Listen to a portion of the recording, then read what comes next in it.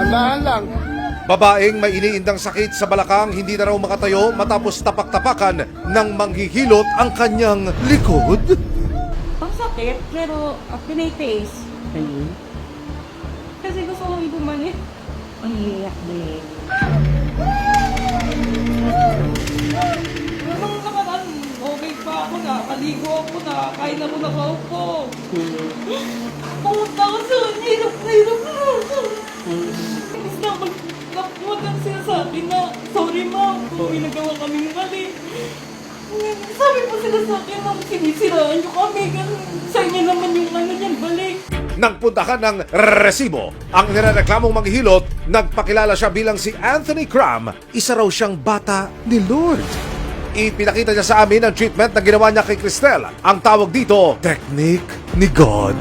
So ginagawa namin dyan, ito, di ba kunwari ito, tatlong una niyan, binababad namin. Kunwari may tama ka sa spine, dito sa may lower back.